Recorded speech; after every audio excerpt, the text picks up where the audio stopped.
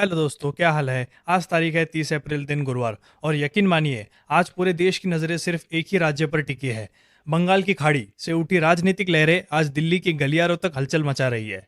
कल यानी 29 अप्रैल को पश्चिम बंगाल में दूसरे और आखिरी चरण की वोटिंग खत्म हुई। 142 सीटों पर जनता ने अपनी किस्मत का फैसला ईवीएम में बंद कर दिया है। और आज सुबह ही एग्जिट पोल्स के जो आंकड़े आ रहे हैं, वो किसी थ्रिलर फिल्म से कम नहीं है। क्या दीदी के हैट्रिक के बाद अब ब्रेक लगेगा, या फिर बीजेपी पहली बार सोनार बांग्ला में कमल खिलाने वाली है? आज की स्पेशल रिपोर्ट में हम आंकड़ों का पोस्टमार्टम करेंगे। अगर अभी भी आपने चैनल को सब्सक्राइब नहीं किया है तो भाई किसका इंतजार कर रहे हो, अभी की अभी सब्सक्राइब करो और बेल आइकन दबाना ना भूले। चलिए पहले कल की वोटिंग पर एक नजर डालते हैं। आखिरी चरण में 142 सीटों पर मुकाबला था। चुनाव आयोग के मुताबिक कल बंगाल में लगभग 78 से 82% भारी मतदान हुआ है। बंगाल की राजनीति का एक नियम है, जितना ज्यादा वोटिंग प्रतिशत उतनी ही बड़े बदलाव या उतनी ही मजबूत जनादेश। इस बार का चुनाव 2021 से बहुत अलग रहा। इस बार भ्रष्टाचार के आरोपों और संदेश खाली जैसे मुद्दों ने ममता सरकार को घेरा है। दूसरी तरफ लक्ष्मी भंडार जैसी योजनाओं ने महिलाओं के बीच दीदी की पकड़ को मजबूत बनाए रखा है। आज सुबह ही एग्जिट पोल्स आने शुरू हो गए हैं, तो माहौल एकदम गर्म हो गया है। अब बात करते हैं नंबरों की।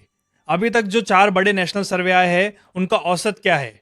पहला सर्वे जन की बात, इसमें टीएमसी को 1 से 25 से 135 सीटें मिल रही है, वहीं पे बीजेपी को 1 से 50 से 160 सीटें मिल रही है। रिपब्लिक मैट्रिक्स, टीएमसी 130 से 140, बीजेपी 148 से 155।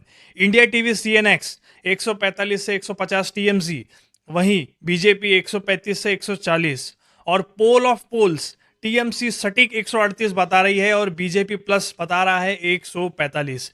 देखिए, मुकाबला कांटे का है। जन की बात और रिपब्लिक सीधे तौर पे बीजेपी को बहुमत दे रहे हैं, वही इंडिया टीवी का कहना है दीदी अभी भी रेस में आगे है। लेकिन सबसे बड़ा सस्पेंस है एक्सिस माई इंडिया का पोल, जो आज शाम तक आएगा।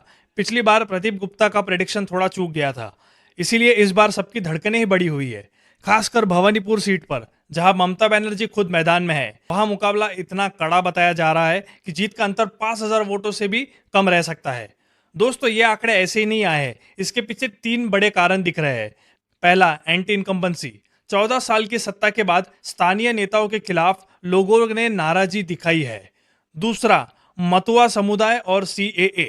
उत्तर बंगाल और नदिया के इलाकों में मतुआ वोटर्स इस बार निर्णायक भूमिका में है। तीसरा, महिला वोट बैंक। क्या लक्ष्मी भंडार का जादू भ्रष्टाचार के आरोपों पर भारी पड़ेगा?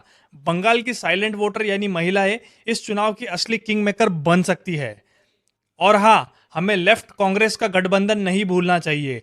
हालांकि वो सरकार बनाते नहीं दिख रही है, लेकिन अगर वो 10% से ज्यादा वोट शेयर काटते हैं तो इसका सीधा नुकसान टीएमसी को होगा और फायदा बीजेपी की झोली में जाएगा।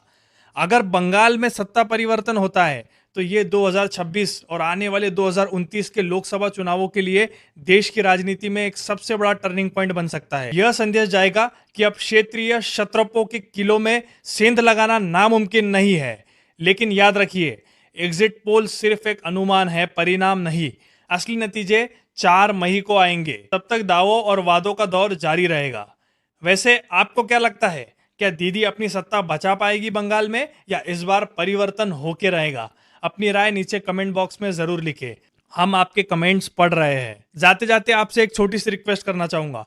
वीडियो अगर अच्छा लगा हो तो इसे लाइक करें और शेयर करना ना भूलें। आपके शेयर करने से यूट्यूब इस वीडियो को ज़्यादा प्रमोट करता है, तो प्लीज़ इसे अपने व्हाट्सएप ग्रुप में बिल्कुल शेयर करें।